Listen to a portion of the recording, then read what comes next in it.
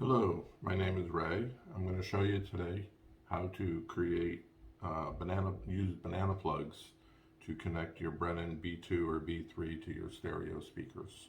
This will be the simplest way to actually get the Brennan up and running without any extra equipment.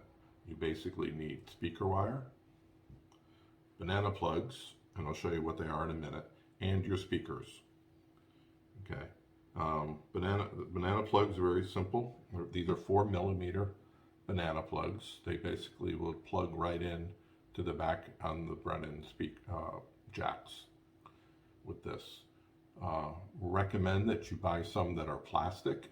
Cheap is okay. The reason being that the metal ones sometimes are too close together and they short out, and that would not be good for either the amplifier or the speakers.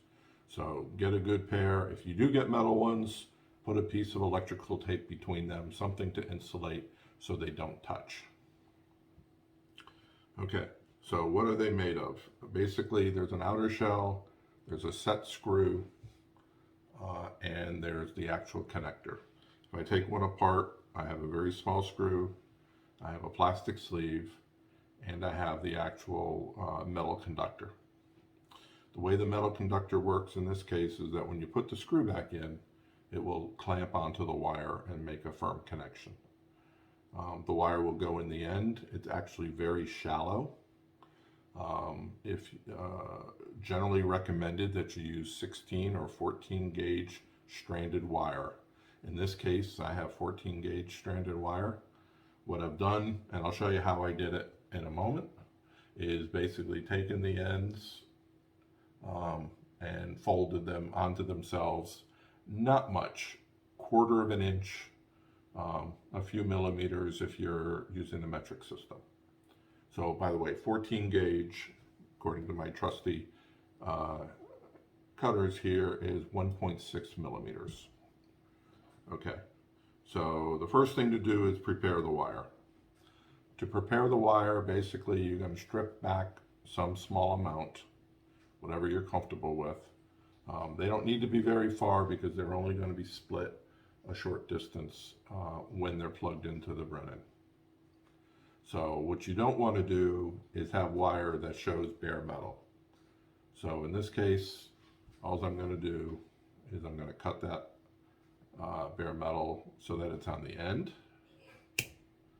I'll take my wire strippers, put it in the appropriate gauge, which this case is 14 or 1.6, and then I will hopefully take off the end, and there's the stripped end. You want to cut a minimum number of wires when you do this. You don't want to make it you don't want to cut a lot of wires. So in this case, I'm just going to fold it down. What that does is it makes it fill the hole more tightly, so that when you put in the set screw, it holds it firmly. On each cable, you want one red and one black. Okay, so for the Brennan, you're going to need a total of 4 of them, 2 reds, 2 blacks. All I'm going to do in this case is I'm going to loosen the set screw, and I can look into it and I can see the set screw, and I'm going to make it so I just do not see the threads.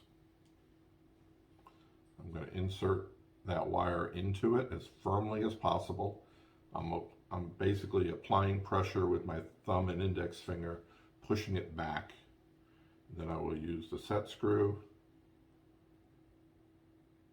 and I will tighten it down. Okay, it's already pretty firm, and I'll just make it tight. And I messed up because no, I didn't.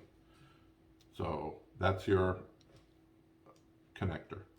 So do the same thing again for the other side. This time I'll use black. You always want one red and one black on each wire. I loosen the screw.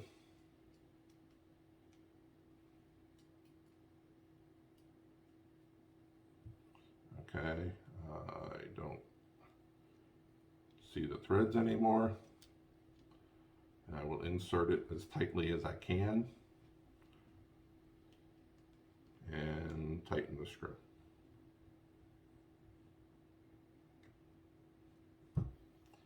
And that's it. Those two are set to be plugged in. Do the same thing with the other wire. What you want to do is on the speaker end, and the speakers have to be passive speakers. That means that you don't plug them into anything except the speaker wire. You will want to connect red to the red jack on the speaker, black to the black jack on the speaker. Okay, if you do it backwards, but do it the same on both sets of speakers. And that's pretty much it. If you have the speakers and you have the speaker wire, you can get your Brennan up and running in no time. And that will be on a separate video. Thank you.